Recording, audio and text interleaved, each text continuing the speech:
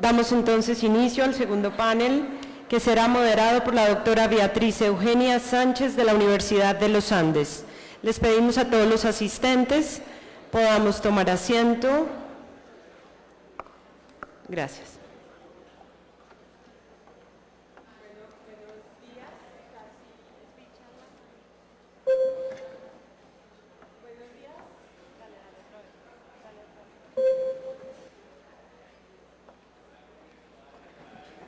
Listo. Perdón. Bueno, buenos días. Bienvenidos a este panel sobre desaparición forzada.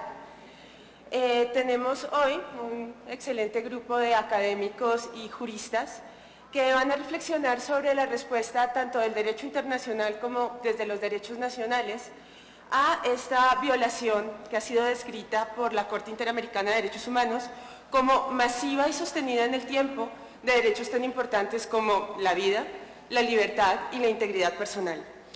Digamos que, aunque se supone que podemos pensar que las desapariciones forzadas son tan antiguas como el hombre, tenemos a partir de 1941 la certeza de que empieza a ser usada como un arma, como un método, una táctica de control de la población. Y tenemos esa certeza en esa fecha porque esa es la fecha de los decretos Noche y Niebla, empleados por el régimen nazi para controlar, para cumplir la doble función de desaparecer a los enemigos políticos, invisibilizándolos completamente, evitando que se convirtieran en futuros mártires, y al mismo tiempo de someter a la población sumida en un estado de terror y postración. Desgraciadamente, si los nazis crearon este tipo de herramienta, creo que fueron los regímenes latinoamericanos a partir de 1960 los que se encargaron de perfeccionarlo. Efectivamente, después del régimen de Guatemala, la táctica de desaparecer personas y al mismo tiempo sembrar el terror entre la población ha sido usada con, desgraciadamente, bastante éxito por casi todos los regímenes autoritarios del continente y también en el caso colombiano. Para analizar cuál es la respuesta que se ha dado desde el derecho a esta horrible violación de los derechos humanos, tenemos en primer lugar a Fabián Savioli, vicepresidente del Comité de Derechos Humanos de Naciones Unidas, a Javier Mariascuera, abogado de la Corte Internacional de Derechos Humanos, Pablo Santaolalla, profesor de Derecho Constitucional de la Universidad de Alcalá, a Danilo Rojas, representante del Consejo de Estado, y para moderar, a mí, por supuesto. Quisiera, entonces, sin más demoras, dar la palabra a Fabián Savioli, quien nos va a comentar la experiencia de Naciones Unidas en cuanto a la desaparición forzada. Muchas gracias. Muchísimas gracias. Muy buenos días a todos y todas. Quiero, en primer lugar, naturalmente, agradecer la invitación de la Corte Interamericana de Derechos Humanos para estar aquí en este seminario. Es un altísimo honor poder efectivamente participar. Y en segundo lugar, como ya habrán adivinado, tengo mucha gripe. Entonces intentaremos no morir en el intento.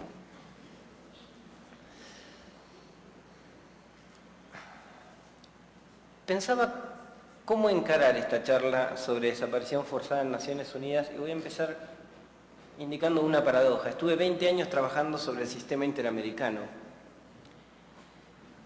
y en muchos seminarios organizados en el marco del sistema interamericano me ha tocado hablar nunca de desaparición forzada. Y es un tema que ustedes saben, para mi país, soy de la República Argentina, es una cuestión naturalmente muy sensible. Ahora recibo la invitación para hablar, pero de la experiencia en Naciones Unidas en materia de desaparición forzada por estar en el Comité de Derechos Humanos de Naciones Unidas. No creo que sea capaz de resistir la tentación de hacer alguna referencia al sistema interamericano, dada la deformación profesional que tengo en la materia. La segunda cuestión que quería señalar es que yo no creo que estos eventos sean eventos de tipo formal. No creo que sean espacios donde se dan diálogos de sordos. o donde se dicen cosas para que luego, cuando salimos, todo continúe igual. Entonces yo voy a hablar de la experiencia en Naciones Unidas siendo absolutamente políticamente incorrecto, es decir, señalando las deficiencias que yo veo del sistema del cual formo parte, bajo el compromiso absoluto de mejorarlo, porque los sistemas no son lo más importante. Lo más importante son las víctimas. Y a veces, en el mundo de derechos humanos, detrás de los tecnicismos jurídicos, las víctimas se invisibilizan.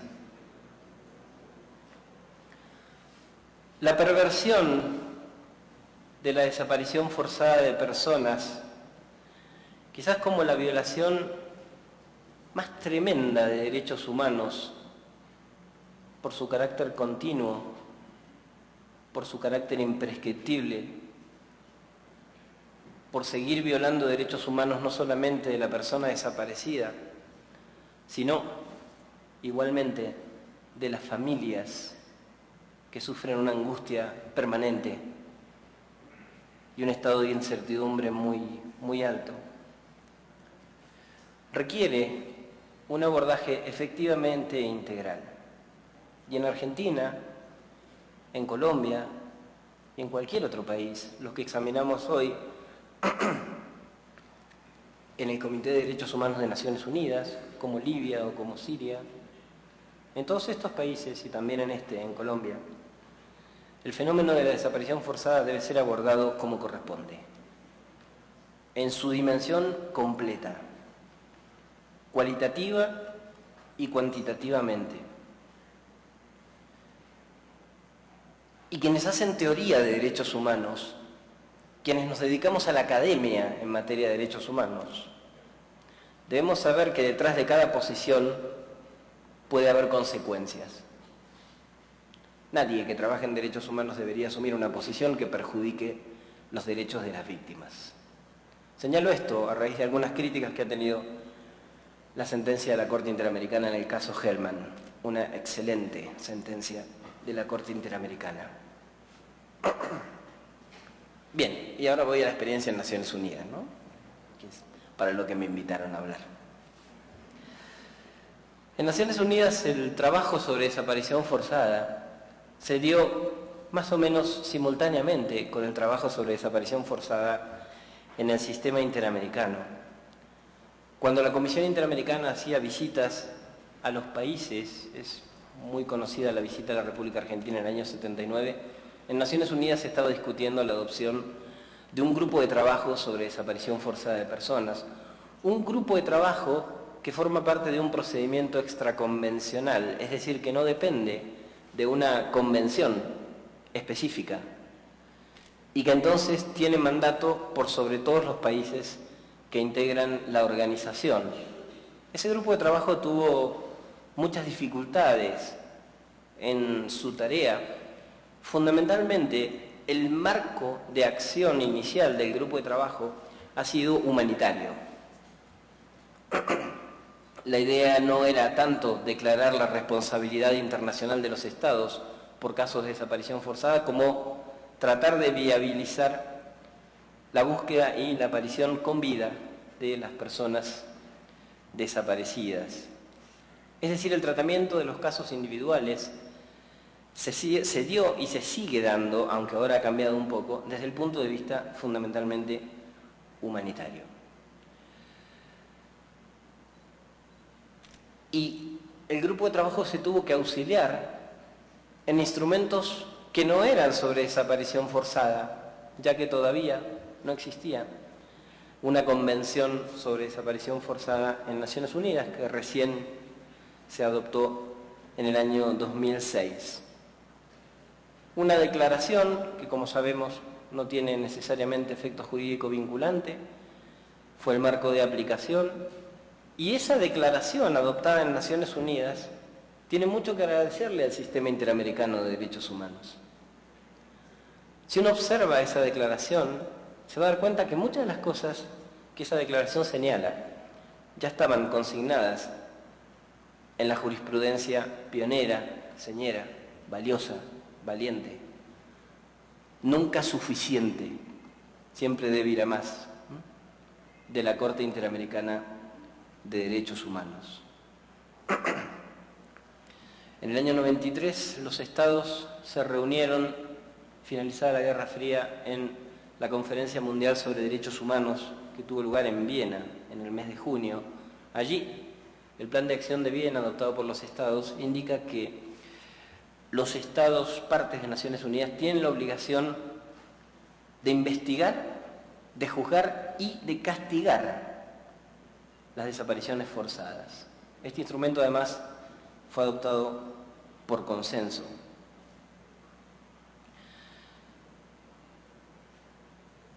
La Comisión de Derechos Humanos de Naciones Unidas abordó muy severamente el tema desde el año 1993 y el actual Consejo de Derechos Humanos desde el año 2006. En diciembre del año 2006 se aprueba la Convención sobre Desaparición Forzada de Personas de Naciones Unidas. Ya estaba aprobada en el Sistema Interamericano en 1994 la Convención Interamericana.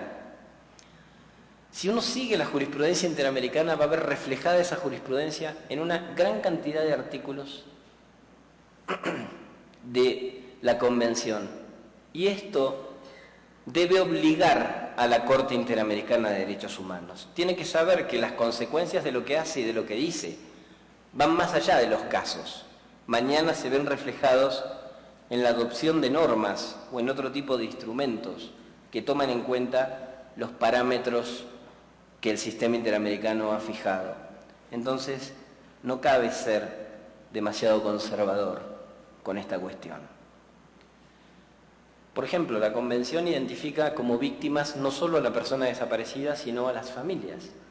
Y claro, ¿cómo olvidarse entonces de la sentencia de la Corte Interamericana en el caso Blake contra Guatemala?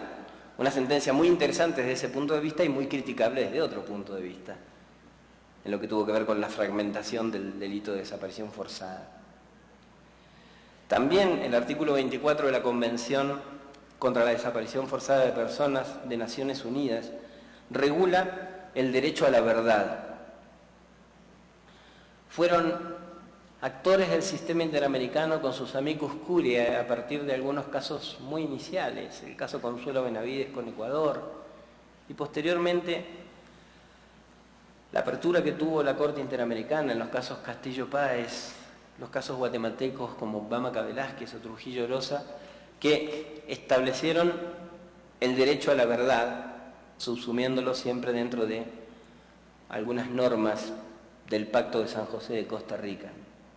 La Convención se nutrió de esa jurisprudencia interamericana.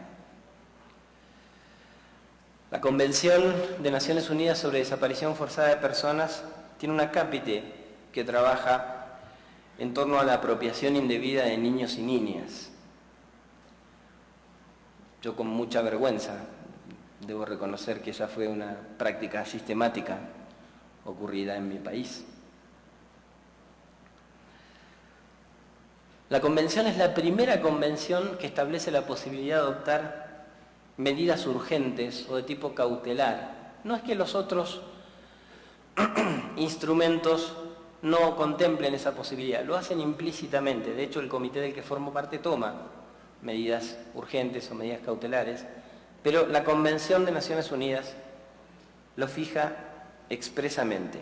Y también la Convención de Naciones Unidas sobre Desaparición Forzada de Personas determina que el Comité contra la Desaparición Forzada de Personas, que es el órgano que aplica esta convención, tiene la posibilidad de llamar la atención de la Asamblea General de Naciones Unidas, por intermedio del Secretario General de la organización, ante hechos de violaciones graves o sistemáticas de derechos humanos. El presidente de la Corte Interamericana dijo hace un rato aquí que él veía muy poco probable que la Asamblea General de la OEA decida tomar alguna medida en relación a un Estado por incumplimiento de las decisiones de la Corte Interamericana. Razón no le falta en función de los antecedentes, por ejemplo, de la denuncia de la Convención de Trinidad y Tobago. Bueno, en Naciones Unidas es igual. Es decir, la Asamblea General de Naciones Unidas muy difícilmente haga caso a lo que un comité que aplican las convenciones del sistema diga en relación a establecer una sanción por violaciones de derechos humanos. Y esto marca la mayor dificultad con la que se tropieza en Naciones Unidas y en el sistema interamericano. Y es el doble estándar que tienen los Estados. Es el alto nivel de hipocresía por el cual siempre a nivel público se dice que hay un compromiso fuerte con la Organización de Naciones Unidas y con el Comité de Derechos Humanos, del que formo parte, pero luego, cuando se hace seguimiento a lo que el comité decidió, los Estados no dan mayores pasos. Y entonces no hay sistema que pueda hacer milagros. El problema no es el sistema. Los Estados deben comprometerse efectivamente a cumplir con sus obligaciones internacionales. El Comité contra la Desaparición Forzada de Personas no tiene aún ningún caso resuelto, porque recién se acaba de constituir, la Convención entró en vigor hace muy poco tiempo. Sí hay jurisprudencia del Grupo de Trabajo sobre Desapariciones Forzadas de Naciones Unidas, pero el Comité de Derechos Humanos que yo integro sí tiene jurisprudencia en materia de desaparición forzada. Y la verdad que es muy complejo sistematizar esa jurisprudencia. El Comité de Derechos Humanos en algunos casos ha dicho que la desaparición forzada implica per se la violación del derecho a la vida. En los buenos tiempos del Comité, en la década de los 80, hay un caso contra Uruguay. Y hoy, 30 años después, el órgano de Naciones Unidas del que formo parte tiene algunos de sus integrantes que manifiestan de que en realidad, si no se sabe que la persona está muerta, no hay violación del derecho a la vida. El derecho a la vida tiene una dimensión de garantía, y esto naturalmente no lo digo yo, lo ha dicho la Corte Interamericana desde su primera sentencia. El deber de garantía está violado en un caso de desaparición forzada, el deber de garantía efectiva del derecho a la vida. Hace 2 años resolvimos un caso que se llama Cifuentes Elgueta contra Chile. Una persona desaparecida durante la dictadura de Pinochet. Chile realizó una declaración de aceptación de la competencia del comité indicando que el comité no iba a ser competente para aquellos asuntos que hubieran tenido principio de ejecución previo a la aceptación de la competencia. Algo parecido a lo que sucedió con el caso de las hermanas Serrano Cruz contra El Salvador. El comité, con una gran miopía jurídica, decidió que no era competente para entender en ese asunto, destrozando la teoría de delito continuo de la desaparición forzada de personas.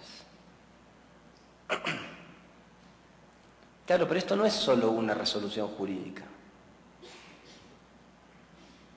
6 meses después murió la madre de la persona desaparecida.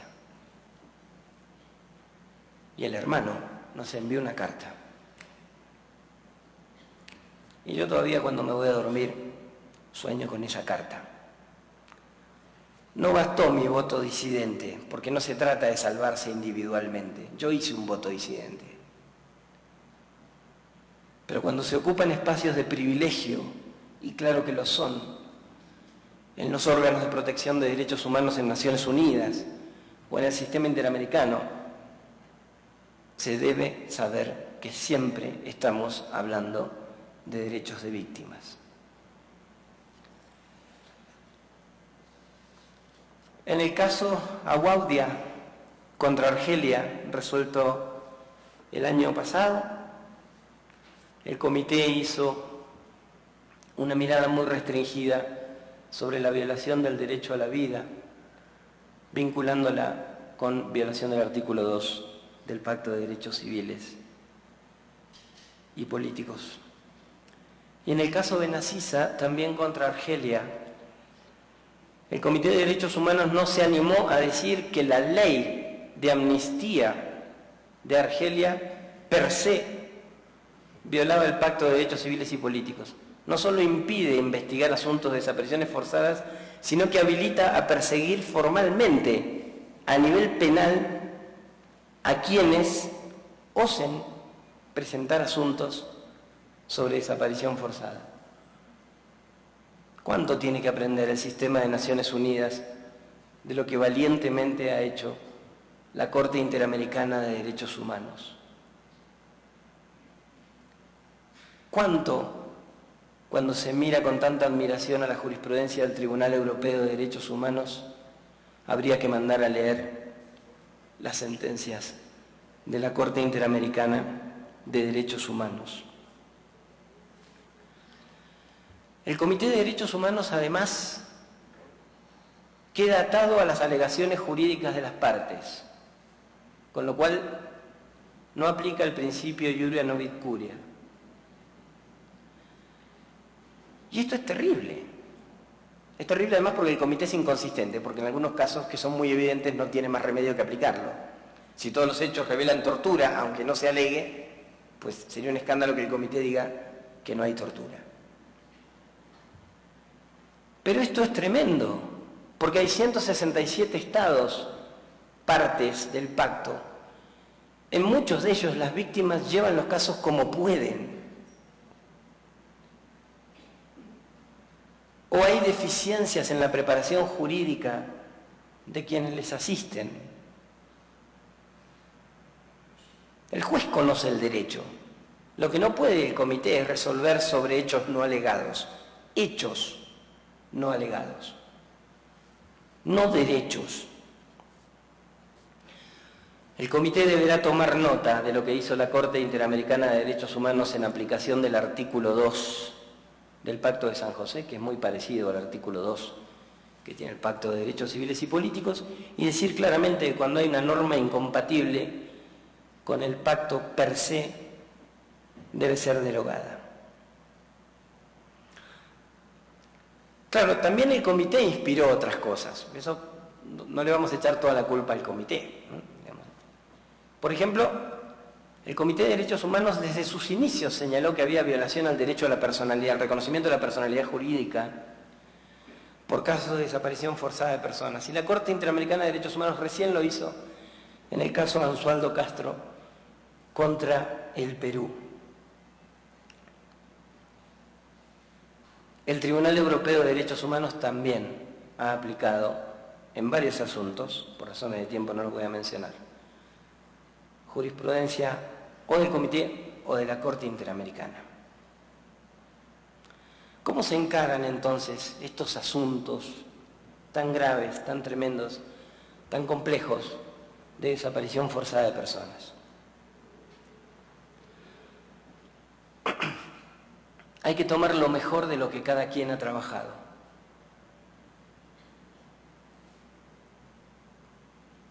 Hay que tomar el caso Barrios Altos para decir que son incompatibles las leyes de amnistía aquí, y hay que tomar lo que el comité ha dicho allá para indicar aquí que hay violación al reconocimiento de la personalidad jurídica. Quienes integran los órganos de tutela de derechos humanos no tienen derecho a no hacer los análisis más exhaustivos, más integrales. Buscar efectivamente la mejor protección de las víctimas. Porque el derecho no es un fin en sí mismo, independientemente de lo que se enseñe en nuestras facultades de derecho. El derecho es una herramienta para aplicar justicia efectiva para las víctimas. Y a mayor privilegio, como integrar un órgano de protección de derechos humanos, mayor responsabilidad. No cabe esconderse en quedar bien con los estados porque mañana me presento a una reelección.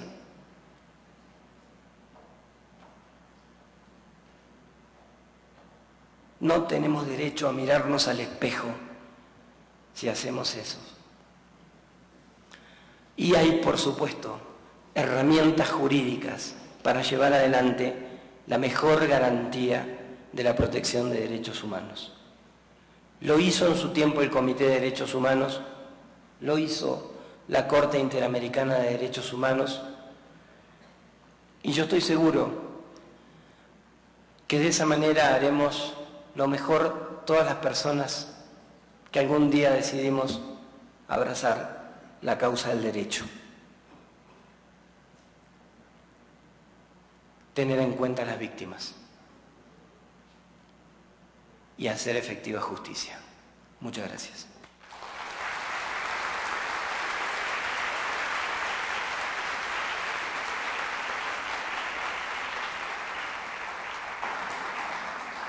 Muchísimas gracias al doctor Fabián Salvioli por esta visión crítica, profunda y terriblemente comprometida del trabajo del Comité de Derechos Humanos de Naciones Unidas en materia de desaparición forzada. El doctor Salvioli se ha referido con muchísimo entusiasmo a la labor desarrollada por el Sistema Interamericano en esta misma materia. Y para comentar cuáles han sido las posiciones y los desarrollos del Sistema Interamericano, tenemos a Javier Macías Curreña. Él es abogado de la Universidad de Buenos Aires, máster de Derecho Internacional de la Universidad de Notre Dame y ha ocupado a lo largo de su carrera profesional diversos cargos, muy comprometido con el tema de derechos humanos a nivel nacional e internacional. Por favor. Sí, muchísimas gracias. Es un honor para mí poder compartir este espacio. Y me toca hablar en 25 minutos sobre 25 años de jurisprudencia de la Corte Interamericana de Derechos Humanos en desaparición forzada. Así que esta presentación va a ser fundamentalmente, voy a tratar de resumir mucho los trazos más grandes de la Corte en su jurisprudencia y hacerlo de una manera esquemática para que nos queden, para poder compartir un panorama de esa jurisprudencia. Antes de empezar quiero reconocer y agradecer a la presidenta de la Corte Interamericana, a la jueza Cecilia Medina Quiroga, que está entre el público. Es bastante intimidante para mí poder tener que hacer una presentación de esta materia en un tema donde su aporte, como en otros, ha sido fundamental. Hablar de la Corte Interamericana y la desaparición forzada es casi hablar de lo mismo. O sea, la Corte, los primeros casos que vio la Corte Interamericana de Derechos Humanos se trataron de 3 desapariciones forzadas hondureñas. La Corte ha dedicado gran parte de su trabajo al desarrollo de estándares de desaparición forzada y lo ha hecho no solo en su competencia contenciosa, sino también en otras competencias, en medidas provisionales. Se ha visto el tema de desaparición forzada también y hay algunas referencias en alguna opinión consultiva. Para que se imaginen de la dimensión que tiene el trabajo de la Corte Interamericana en este tema, aproximadamente 1/4 de sus casos se relacionan con temas de desaparición forzada. O sea, gran parte del trabajo del tribunal ha estado orientado en este sentido. No podemos dejar de mencionar, sin embargo, al trabajo de la Comisión Interamericana de Derechos Humanos, que a mediados de los 60 comenzó a recibir peticiones de víctimas de desaparición forzada, de los familiares, en distintos países. La comisión fue fundamental en la conceptualización del fenómeno de desaparición forzada y también fue fundamental en enfrentar el fenómeno, en esclarecer hechos, en poner a la luz pública y señalar algunos estados que estaban practicando de manera sistemática y generalizada desapariciones forzadas. Lo hizo a través de resoluciones, a través de informes y, como señalaba Fabián, a través de visitas in loco. Iba a los países donde se estaban dando estas prácticas y sirvió fundamentalmente para bajar la curva en el número de desapariciones forzadas, además de exponer a esos países en la comunidad internacional. Entonces, esto fue más o menos entre los 60s, 70s, este trabajo de la comisión. La Corte comienza a ver el fenómeno a partir de los mediados de los 80s, cuando recibe de la comisión 3 casos hondureños. Esto supuso un desafío muy grande para la Corte. Como ustedes saben, la Convención Americana no establece como violación específica la desaparición forzada de personas. La Corte tenía que ver si efectivamente este fenómeno violaba alguna norma de la Convención, más de una, cuáles eran las normas violadas, si se trataba de un hecho que violaba derechos aisladamente, en conjunto. Así había una serie de desafíos conceptuales, donde tampoco había mucha materia en el derecho internacional.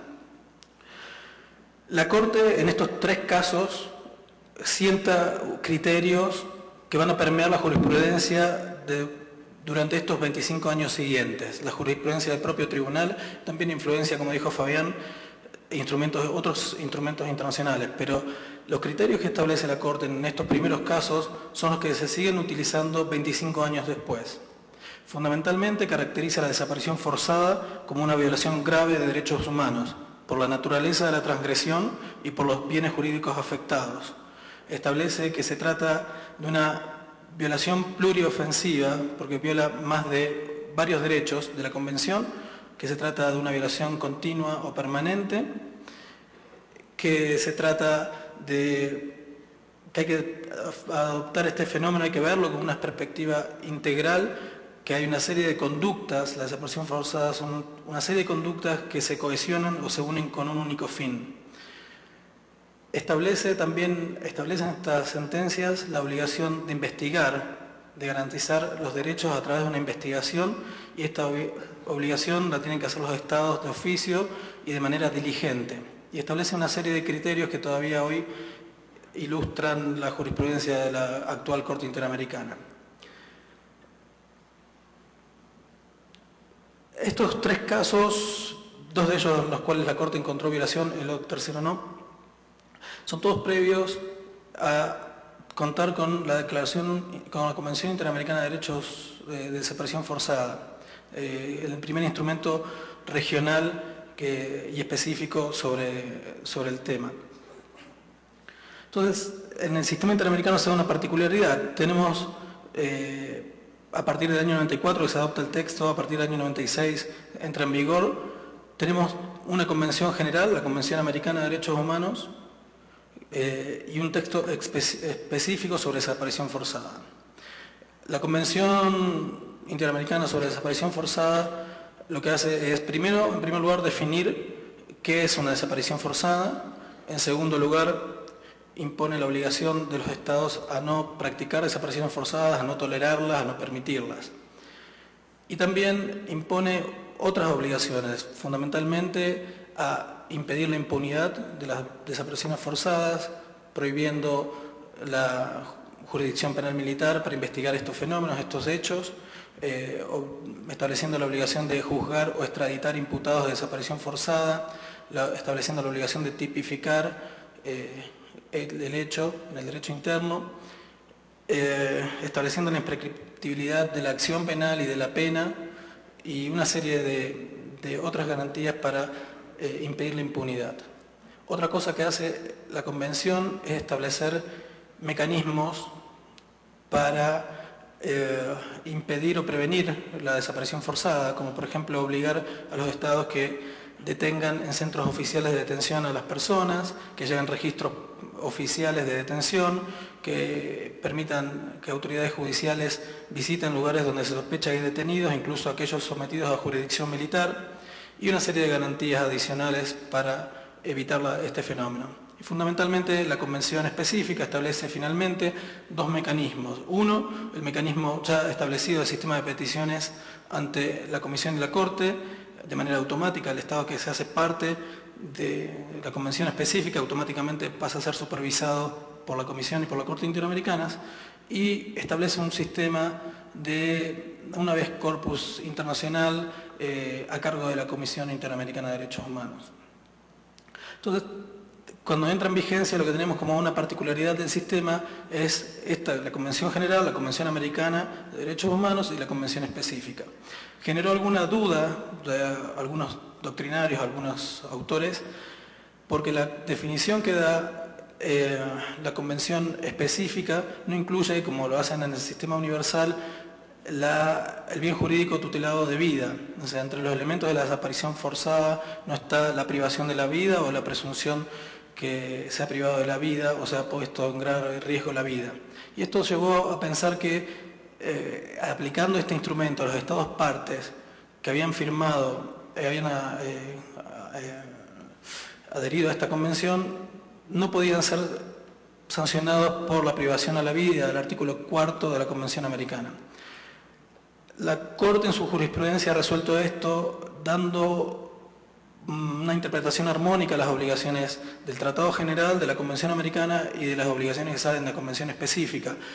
Utiliza usualmente la conceptualización que se utilizó en Velázquez Rodríguez, con algunas, por supuesto, algunas modificaciones, pero examina las obligaciones del Estado ante una desaparición forzada con los artículos 4, 5 y 7 de la Convención Americana y el 1.1 que establece las obligaciones generales de respeto y garantía.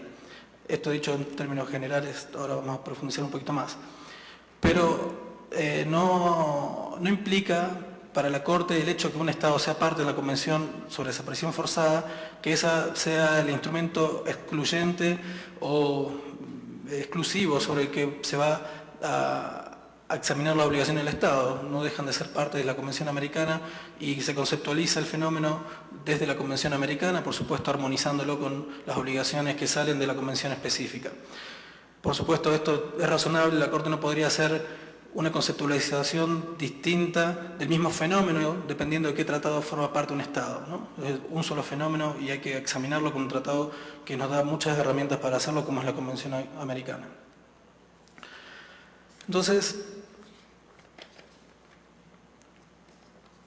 en cuanto a la conceptualización, en cuanto a la definición que utiliza la Corte en su jurisprudencia, fundamentalmente encuentra que una desaparición forzada es una violación de derechos humanos que básicamente tiene tres elementos. El primero es la privación de libertad, puede ser de una o más personas y cualquiera sea su forma. Esto quiere decir que puede ser una privación de libertad que es ilegal o que se inicia legalmente, pero luego se transforma en una privación ilegal o ilegítima de la libertad. En cualquier forma también tiene referencias con cualquier forma que se llame dentro del derecho interno, ya sea la privación de libertad, una detención, una aprehensión o cualquier otra designación que el derecho interno le asigne. Esta privación tiene que estar cometida por agentes del Estado. Como ustedes saben, cualquier agente de cualquier órgano o poder del Estado compromete la responsabilidad internacional. Pero no solo los agentes estatales pueden comprometer esa responsabilidad internacional, sino grupos o personas particulares vinculadas a agentes estatales, cuando actúan con su aquiescencia, apoyo, pueden también llevar al Estado que sea sancionado internacionalmente. Por ejemplo, casos de este país ha sucedido, en caso de Guatemala, donde grupos privados actuaron con apoyo de agentes estatales, se encontró la responsabilidad internacional del Estado. Y el tercer elemento es la falta de información sobre la privación de libertad o la falta de reconocimiento sobre la privación de libertad, seguida de la falta de información del paradero de la persona desaparecida. Estos son los tres elementos: privación de libertad, agentes estatales o privados con vinculación y la falta de información. Estos tres elementos tienen como consecuencia que la persona sometida a una desaparición no pueda ejercer, o sus familiares no puedan ejercer recursos legales que usualmente están a disposición. Dejando de lado estos elementos, viene la discusión de cuáles son los bienes jurídicos protegidos por la figura de desaparición. La Corte y casi toda la doctrina podría decirse, está de acuerdo que se trata de una violación pluriofensiva, viola muchos derechos. Ahora, el acuerdo disminuye cuando tratamos de identificar cuáles son esos derechos. Por ejemplo, hay parte de la doctrina que señala que solo se viola el artículo 7, la privación a la libertad. Hay otra parte de la doctrina, incluso un ex juez de la Corte consideraba que las violaciones violaban la privación de libertad más el acceso a la justicia, con lo cual podríamos pensar el 7 de la Convención más los artículos 8 y 25 de la Convención. La propia Corte en algún caso dijo que la desaparición forzada violaba el 7, la privación de libertad, y la vida el 4, pero no el 5. Alguna vez incluso ni siquiera mencionó cuáles eran los artículos violados, otra vez el 7. O sea, esto da un poco la idea de la complejidad que lleva la desaparición forzada. Sin embargo, si tomamos como la línea jurisprudencial predominante de la Corte, y que viene desde Velázquez Rodríguez, vamos a identificar que los bienes jurídicos protegidos fundamentalmente son, en primer lugar, la privación, la libertad personal, la libertad y seguridad personal del artículo 7, la integridad personal en el artículo 5 y la vida en el artículo 4 de la Convención Americana. ¿Cómo se afectan estos bienes jurídicos? La libertad personal, fundamentalmente la Corte dijo, bueno, la desaparición forzada no es un hecho, una conducta que esté permitida por ley. Las privaciones de libertad deben hacerse en las causas y condiciones establecidas de antemano por ley. Y una desaparición forzada viola esa norma. También en algunos casos la Corte dijo que la violación se da porque se le impide al privado de libertad acceder a recursos legales, que es una de las normas específicas del artículo 7, o porque no se lleva al detenido inmediatamente o en algún momento a disposición, se lo pone a disposición de una autoridad judicial. Esos son más o menos a grandes rasgos cómo se afecta el 7. El artículo 5, la integridad personal del desaparecido, se afecta o porque fue sujeto a torturas o malos tratos, porque lo ha incomunicado coactivamente y se lo ha aislado por un tiempo, y eso genera violación del 5, o bien porque la persona sujeta a una privación ilegítima o ilegal de la libertad que precede a la desaparición forzada tiene grados de angustia y temor altísimos por la incertidumbre o por la certidumbre de lo que va a pasar. Entonces, estas son las maneras que se afecta el artículo 5 de la Convención. El artículo 4, la vida, se afecta de dos maneras, sustancialmente hablando. Después hay una obligación procesal, pero sustancialmente hablando hay dos maneras de afectar la vida. Uno es por la presunción que la desaparición forzada termina en una muerte. Es decir, la Corte, como señaló Fabián, no necesita tener para probar una desaparición el cuerpo del desaparecido. Se presume que si la persona, por ejemplo, desde Velázquez Rodríguez, había un contexto, una práctica sistemática o un contexto de desapariciones, y la desaparición puntual que se está examinando forma parte de ese patrón o práctica, y hace años que no se tienen noticias de la persona, se presume la muerte de esa persona. La otra forma de por qué se viola el 4, la vida, es el riesgo. O sea, las desapariciones forzadas ponen en un riesgo claro, inminente y actual la vida de la persona. O sea, a cuerpos que impunemente practiquen ejecuciones extrajudiciales